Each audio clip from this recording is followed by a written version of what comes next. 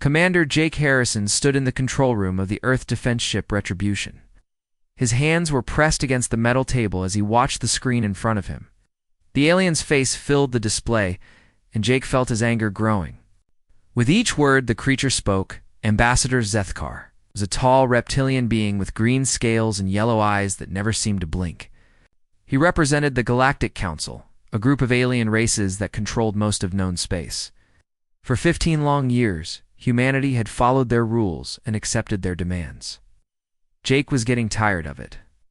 The human species will stop all. Expansion beyond your home system, Zethkar said in his cold voice. You will also hand over all advanced fusion technology to Council oversight. This is not a request. This is an order that you will follow. Jake watched as the alien continued. Speaking about restrictions and limitations, humans could not build new colonies. Humans could not develop certain weapons. Humans had to ask permission for everything they wanted to do in space. The list went on and on. Lieutenant Amy Rodriguez stood beside Jake at the tactical station. She was a small woman with dark hair and sharp eyes that missed nothing. Her job was to track enemy ships and plan battles, but right now she was just as angry as her commander. They think we are weak, Amy said quietly so only Jake could hear. They believe that because we have been nice to them, we will keep taking whatever they give us. Jake nodded, but said nothing. He kept watching the transmission as Zethkar explained how humans were too dangerous to be left alone. The Council had decided that humanity needed to be controlled like children who could not make good choices for themselves. The message ended, and the screen went dark. Jake stood up straight and looked around the bridge at his crew.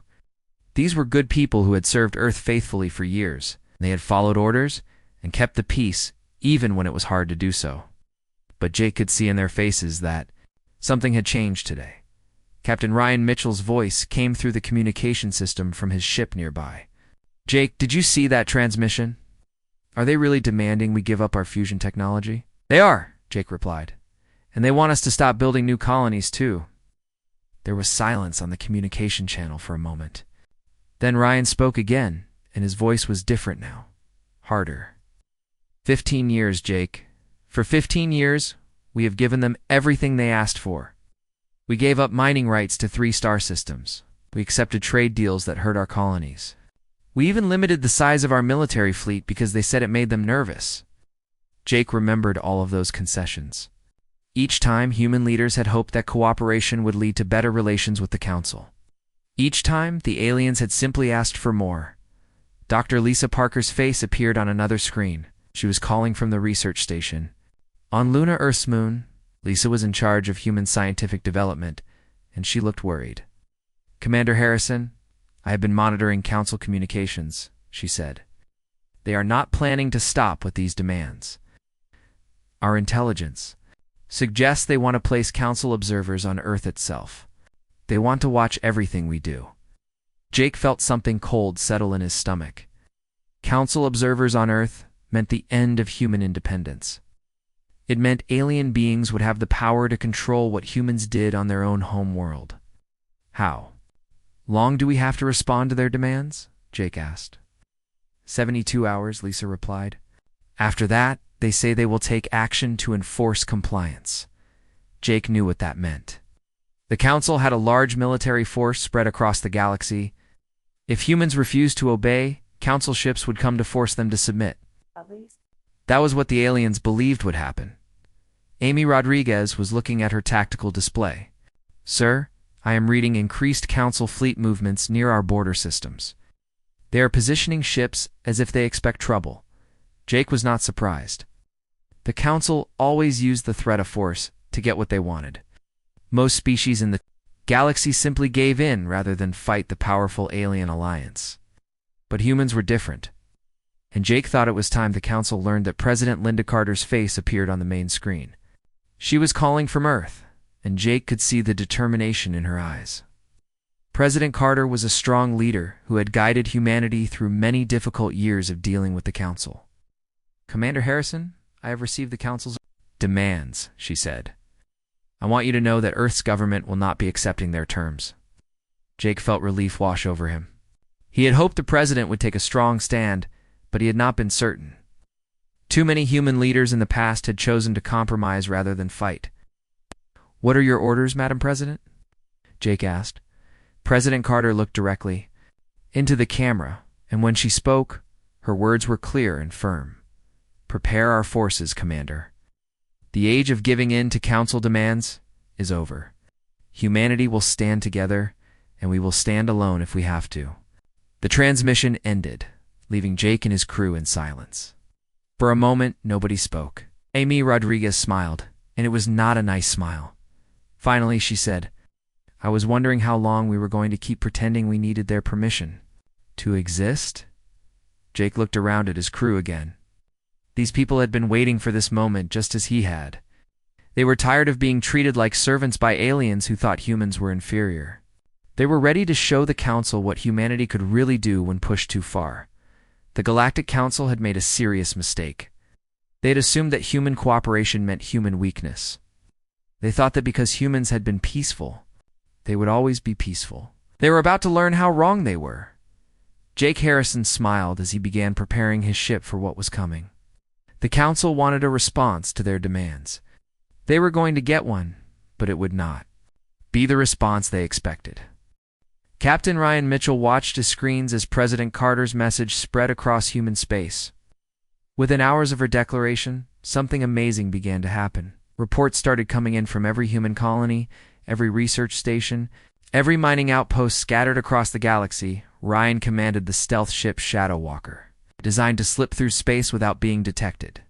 His job was to watch Council fleet movements and report back to Earth Command.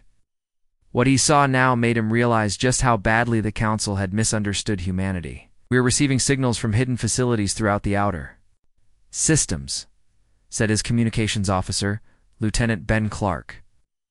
"Facilities that were not supposed to exist according to our public records." Ryan smiled as he read the reports flowing across his screen. For years, while human diplomats had been making nice with the Council and accepting their restrictions, human engineers and scientists had been working in secret. Hidden shipyards tucked away in asteroid belts were suddenly coming online. Underground, factories on remote worlds were revealing themselves for the first time. The Council thought they knew everything about human military capability. They were wrong. Dr. Lisa Parker sat in her laboratory on Luna Base, activating systems that had been dormant for over a decade. Around her, dozens of human scientists worked at computer terminals, their faces lit up with excitement and determination. For too long, they had been forced to hide their best work from the Council. "Begin Phase 2 of the Hidden Research Protocol," Lisa announced to her team. "All compartmentalized projects are now active. Share everything with all human facilities immediately." The results were immediate. Human colonies that the Council thought were barely defended suddenly revealed advanced defense systems. Mining stations showed they had weapons that could destroy Council cruisers. Research facilities began transmitting weapon designs that made Council technology look primitive. Lisa looked at her main screen, which showed a map of human space. Red dots were appearing everywhere as hidden facilities came online. Each dot represented years of secret preparation. Years of humans working together while pretending to follow Council rules. Admiral Scott Davis received the reports from his command center on Earth. As head of human military forces, he had been part of the secret planning for years. But even he was surprised by how much humanity had accomplished while staying hidden. "Admiral, we have confirmation from all colonies," reported his aide, Commander Julie Martinez. "Not one human settlement is willing to submit to Council authority. Every colony is requesting permission to activate their hidden defenses." Scott nodded as he studied the tactical display. The Council had expected humanity to be divided and weak. Instead, they faced a species that had been quietly preparing for this exact moment. From the farming world of New Eden to the industrial centers of the Titan system, humans were united in their refusal to obey. "Grant all activation requests," Scott ordered. "It is time to show the Council what we have really been building out here." Captain Ryan Mitchell moved his stealth ship closer to the Council staging area near the border of human space. Through his advanced sensors, he could see Council warships gathering in formation. The aliens were confident and slow, taking their time to organize what they thought would be an easy victory over rebellious humans. "Sir, I count 47 council vessels in the main fleet," reported his sensor officer, Ensign Katie Brooks. "Mostly heavy cruisers and battleships. They are not even running full sensor sweeps." Ryan shook his head at the council's arrogance. They were treating this like a police action against unruly civilians rather than a military operation against a prepared enemy. That mistake would cost them dearly. "Continue monitoring," Ryan ordered. "Record everything they do. Our people will want to know exactly how they fight when the shooting starts." Back on Earth, President Carter stood before the emergency session of the Human Colonial Assembly. Representatives from every human world watched as she explained what was really happening across human space. "My fellow humans," she began. "For 15 years, we have followed a policy of public cooperation while maintaining private preparation. Today, I can reveal the true scope of what we have accomplished together." The president activated a holographic display that showed the real extent of human civilization. The council thought humans had only 37 colonies and a few hundred ships. The truth was very different. Humans had over 200 hidden settlements and a fleet that numbered in the thousands. "We have antimatter drives that can move our ships faster than anything in the council fleet," President Carter continued. "We have plasma weapons that can cut through their shields. We have quantum communication systems that let us coordinate across the entire galaxy instantly." The representatives listened in amazement as the president revealed technology after technology that the council knew nothing about. Gravity manipulation devices that could crush enemy ships. Stealth systems that made human vessels invisible. To council sensors, manufacturing techniques that could build warships in weeks instead of years. "Dr. Lisa?" Parker's voice came through the communication system from Luna Base. "Madam President, all research facilities are now sharing data freely. Our scientists estimate we have a technological advantage of at least 50 years over current council capabilities." President Carter nodded. "Thank you, Doctor." "Admiral Davis, what is the status of our military forces?" Admiral Scott Davis appeared on screen from his command center. "All human fleets are ready, Madam President.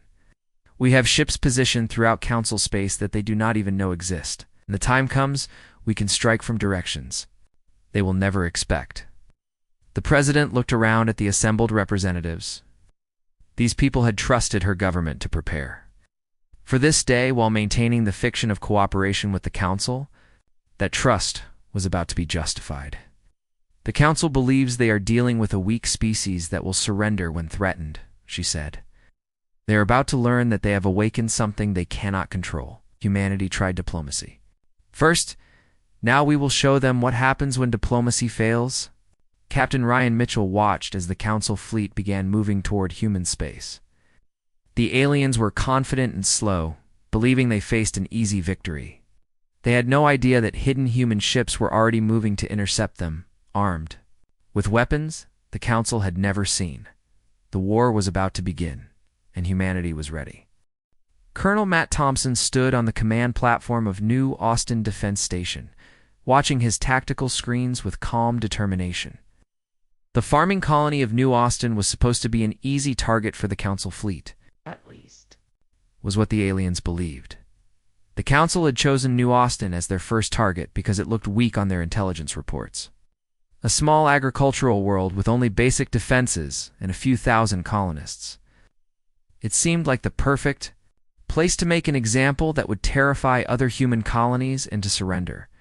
They were about to learn how wrong they were.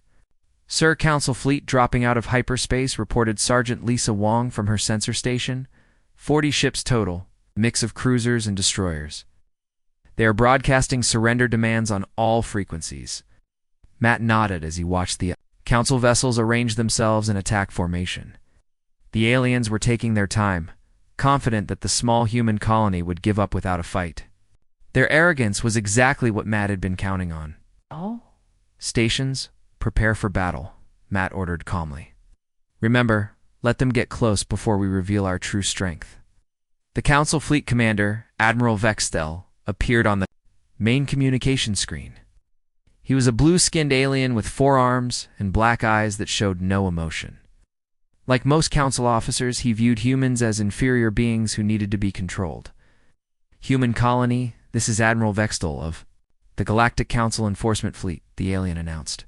"You will surrender immediately and prepare for occupation. Any resistance will be met with the destruction of your settlement." Matt stepped forward to reply.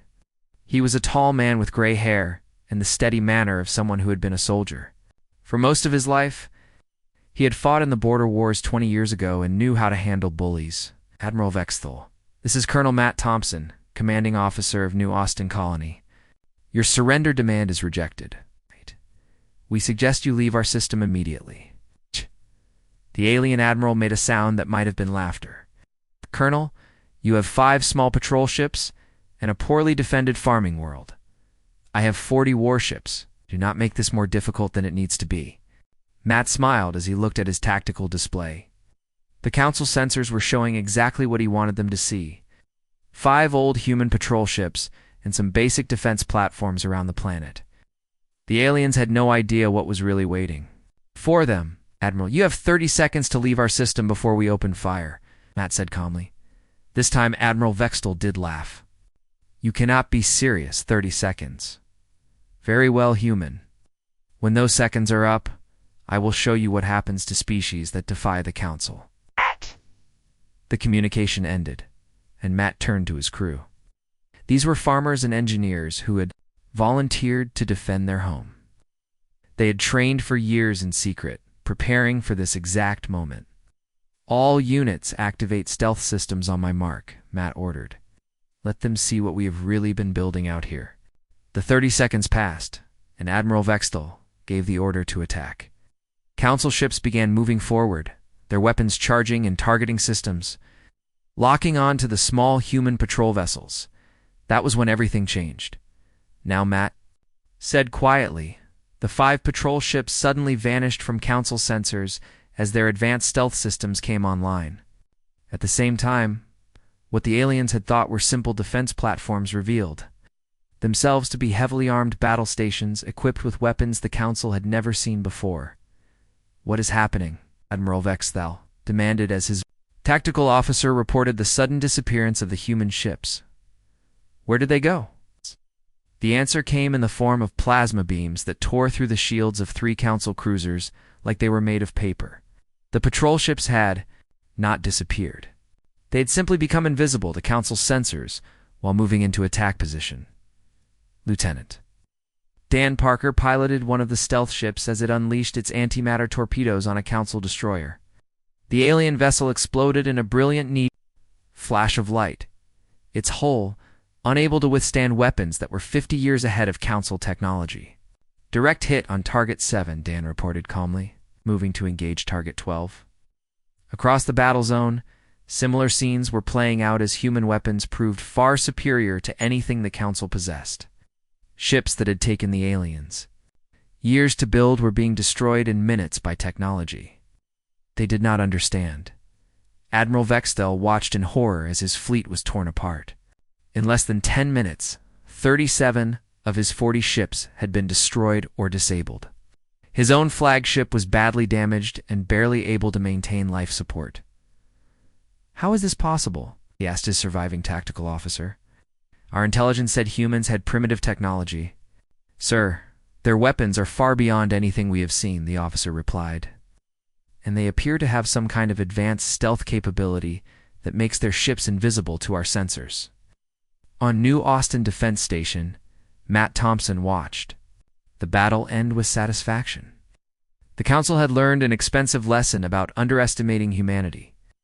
3 alien ships were limping away from the battle, barely able to move. "Colonel, should we pursue the survivors?" asked Sergeant Wong. Matt shook his head. "No, let them go. They need to report back to the council about what happened here. Let the aliens know that humanity is not as weak as they believed." "Captain." Helen Brooks monitored council communications from her intelligence ship hidden in the outer system. Her job was to intercept alien messages and gather information about their plans. What she heard now made her smile. "Colonel Thompson, I am picking up frantic communications between the surviving council ships and their high command," she reported. They are calling for immediate reinforcements and describing human weapons that should not exist. Matt nodded. The battle at New Austin had been more than just a military victory. It had been a message to the entire council that humanity would not surrender without a fight. More importantly, it had shown the aliens that humans possessed technology and capabilities they had never imagined. News of the victory spread quickly through human space. Colonies that had been nervous about defying the council suddenly felt confident and ready to fight. The victory at New Austin proved that the council fleet could be defeated.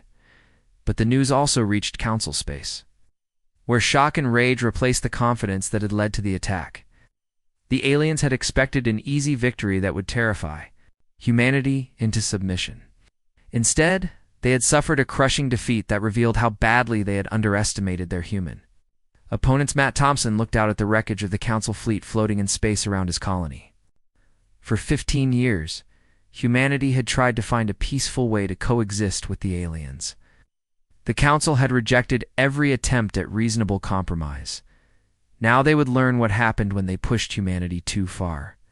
The age of human submission was over, and the age of human resistance had begun with a victory that would be remembered across the galaxy. Major Kevin Torres watched the screens in horror as council ships opened fire on Harmony Station. The small civilian outpost had no military value, no strategic importance, nothing that would make it a legitimate target in any war. It was just a research station where 3,000 humans lived and worked in peace. The council ships fired there. Orbital bombardment weapons for 10 minutes straight. When they stopped, Harmony Station was gone. Nothing remained but molten metal and burning debris floating in space. Kevin commanded the patrol ship Liberty, which had been too far away to help defend the station. He and his crew could only watch as the council murdered 3,000 innocent people to make a point about what happened to humans who refused to obey. "Sir, we are receiving emergency transmissions from other stations throughout the sector," reported his communications officer, Lieutenant Sarah Davis. "The council is targeting civilian facilities. They're not even trying to hit military targets." Kevin felt rage building inside him as more reports came in. The council had declared humanity a rogue species and authorized the destruction of any human facility they could find, but instead of attacking military bases or armed colonies, they were going after civilians who could not fight back. "Get me Admiral Davis at Earth Command," Kevin ordered. "He needs to know what the council is doing out here." General Patricia Lewis received the reports from her war room deep beneath Luna Base. As the head of human military operations, she had been preparing for a war against the council fleet. She had not been prepared for the aliens to start murdering civilians. "How many stations have they hit?" she asked her intelligence officer, Colonel Frank Martinez. 17 so far, General," Frank replied grimly. "All civilian targets? Research stations, mining outposts, agricultural facilities? They are deliberately avoiding any target that might fight back." Patricia studied the tactical display showing council fleet movements across human space. The alien strategy was becoming clear. They planned to terrorize civilians, until the colonies surrendered to protect innocent lives. It was the worst mistake the council could have made. "Send word to all human military commanders," Patricia ordered. "The council has chosen to make this a war of extermination. They will get exactly the war they have asked for." Within hours of the attacks on civilian stations, everything changed. Human military forces that had been scattered and hidden suddenly emerged from every corner of known space. Ships that the council did not know existed began attacking alien supply lines and isolated fleets. Captain Tony Wright commanded the stealth cruiser Ghost Rider as it hunted council transport ships near the Vega system. His orders were simple: destroy any council vessel he could find, and make sure no alien survivors escaped to report what happened. "Target acquired," reported his tactical officer, Ensign Mary Johnson. "Council supply ship carrying medical supplies and food to their forward bases." Tony felt no sympathy for the aliens who were about to die. The council had chosen to murder human civilians. Now they would learn what it felt like to be hunted and killed without mercy. "Fire all weapons," Tony ordered. The supply ship exploded. In seconds, destroyed by antimatter torpedoes that gave its crew no time to send a distress signal. It was one of dozens of similar attacks happening across Council space as human forces struck back with devastating effectiveness. Dr. Gary White worked frantically in his laboratory on Europa Station, perfecting the quantum communication network that allowed human forces to coordinate their attacks. His invention let human commanders talk to each other instantly across thousands of light years. While Council fleets still had to rely on slower communication methods, Gary, we need to expand the network to cover the entire Outer Rim, said his assistant, Dr. Rachel Kim. Our forces are moving faster than we can establish communication links. Gary nodded as he worked on the quantum transmitters. The Council had technology that was centuries old and had not changed much over the years. Human technology was advancing so quickly that even he had trouble keeping up with all the new developments. Increase power to all transmitters by 30%, Gary ordered. If our people are fighting across the galaxy, they need to be able to talk to each other. Admiral Scott Davis coordinated the human response from his command center on Earth. The tactical display in front of him showed a galaxy at war, with human forces attacking Council positions from every direction at once. Admiral, we have confirmation. That operation scattering is complete, reported his aide, Commander Julie Martinez. All Council supply lines in the outer systems have been cut. Their forward fleets are running low on fuel and ammunition. Scott smiled grimly as he studied the battle reports. Human forces were using hit-and-run tactics that the Council could not counter. Fast ships would appear without warning, destroy their targets, and vanish before Council reinforcements could arrive. What about their main battle fleets? Scott asked, trying to respond to our attacks. But they are always one step behind, Julie replied. By the time they reach a system we have attacked, our forces are already gone and hitting targets somewhere else. Captain Helen Brooks monitored Council communications from her intelligence ship, listening to increasingly desperate messages between alien commanders. The confidence and arrogance that had marked their early communications was gone, replaced by fear and confusion. General Lewis, the Council High Command, is in chaos, Helen reported. Their admirals are demanding reinforcements they do not have and trying to defend systems they cannot protect. Patricia Lewis nodded as she reviewed the latest battle reports. Human forces had destroyed over 200 Council ships in the past week, while losing only a handful of their own vessels. The technological advantage was even greater than their scientists had predicted. Helen, what are they saying about peace negotiations? Patricia asked. Nothing official, but I am intercepting private communications between Council members, Helen replied. Some are suggesting they should try to negotiate with humanity, but the hardliners are demanding more attacks on civilian targets. Patricia felt her anger return as she thought about the thousands of humans who had died in the Council attacks on civilian stations. The aliens had crossed a line that could never be uncrossed. Let them demand whatever they want, she said. We are past the point of negotiation now. They wanted a war of extermination. We will give them exactly what they asked for. Across human space, the message was the same. Every human colony, every military unit, every ship captain had the same orders. Destroy Council forces wherever you find them, and show no mercy to an enemy that murders civilians. The Council had expected their attacks on civilian targets too. Break human morale and force a quick surrender. Instead, they had united humanity in a way that 15 years of cooperation never could. Every human in the galaxy now understood that this was not just a war for independence. It was a war for survival against an enemy that would kill anyone who refused to submit.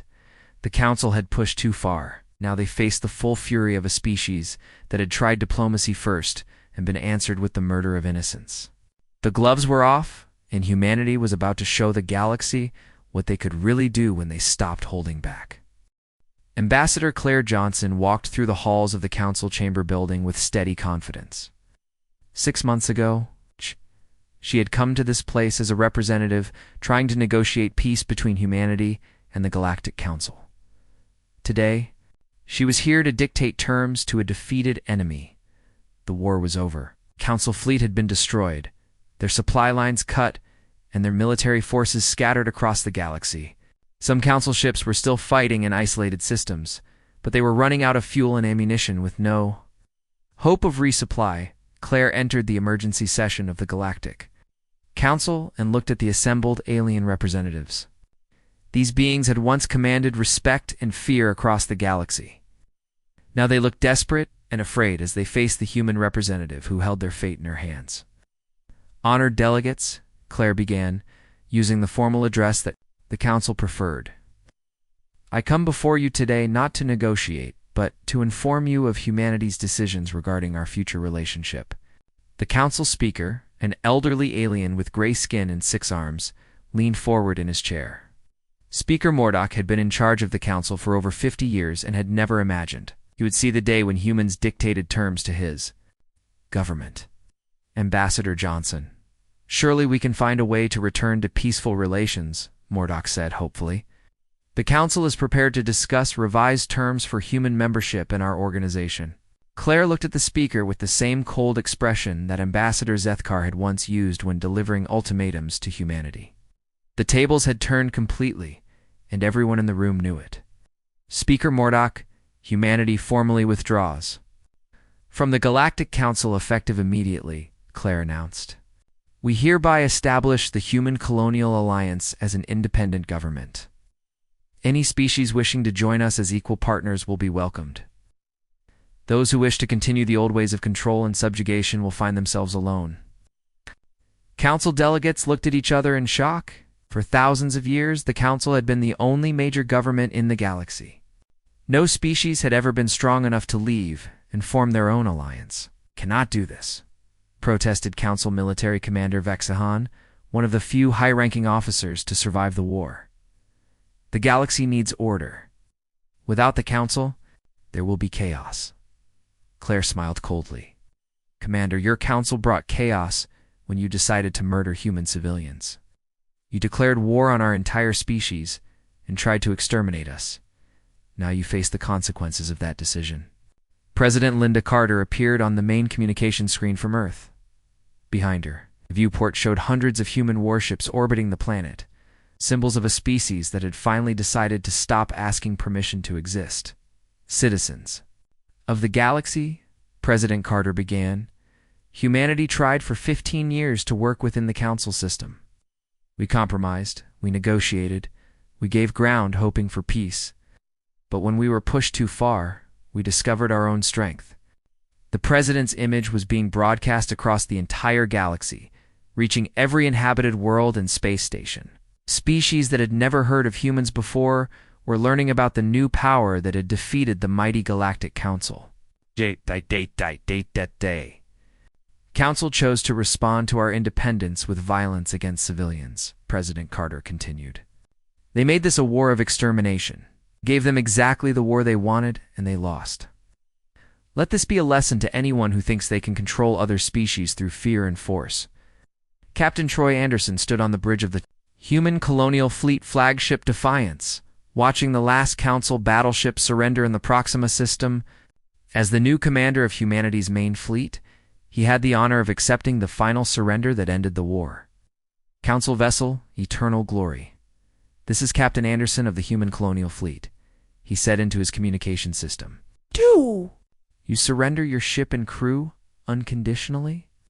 The reply came from Admiral Kethris, the last surviving member of the original Council Fleet Command. We surrender, Captain Anderson. We request mercy for our crew. Troy looked out at the massive alien battleship that had once been the pride of the Council fleet. Now it was damaged and powerless, its weapons destroyed, and its shields down. Once mighty Council Navy was finished. Your crew will be treated according to the laws of war, Troy replied. Prepare for boarding and inspection. Dr. Lisa Parker worked in her laboratory on Luna Base, monitoring communications from across the galaxy. Her quantum network was picking up messages from dozens of species that had been part of the Council Alliance. Many were asking about joining the new Human Colonial Alliance. Lisa, we are receiving formal requests from 17 different species, reported her assistant, Dr. Kevin Walsh. They want to know our terms for alliance membership. Lisa smiled as she read the messages. Species that had been forced to follow Council rules for centuries were suddenly free to make their own choices. Many were choosing to ally themselves with humanity rather than try to rebuild the broken Council system. Send them our standard alliance proposal, Lisa ordered. Equal partnership, shared technology, mutual defense, and no species controls another. It is a simple concept that the Council never understood. Oh, back in the Council chamber, Ambassador Claire Johnson continued her speech to the defeated alien representatives. She had spent years listening to Council demands and restrictions. It was her turn to set the terms. Any Council species that wishes to join the Human Colonial Alliance will be welcome as equals, she said. We offer partnership, not domination. We offer cooperation, not control. We offer a future where no species has to ask permission to grow and develop. Speaker Mordok raised one of his hands in a gesture of surrender. What happens to those of us who remain in the Council? That is your choice to make, Claire replied. You can try to rebuild your organization based on the old principles of control and hierarchy. But you will do it without human participation. And without the military strength you once used to enforce your will. The final message came from the Outer Rim systems, where Captain Ryan Mitchell's stealth ships were monitoring the last Council holdouts. The aliens who had started the war by demanding human submission were now scattered and leaderless, their fleets destroyed and their authority broken. All remaining Council forces have either surrendered or fled to neutral space, Ryan reported. The galaxy is ours to shape as we choose. President Carter's final words echoed across human space and beyond. The age of asking permission is over. The age of human leadership begins now. We tried diplomacy first, and when that failed, we showed the galaxy what happens when humanity is pushed too far. We will not be pushed again. The Galactic Council had made the mistake of believing that human restraint meant human weakness. They had learned the difference the hard way, and the galaxy would never be the same. Humanity had claimed its place as a galactic power through strength, determination, and unity. The era of human expansion and leadership had officially begun.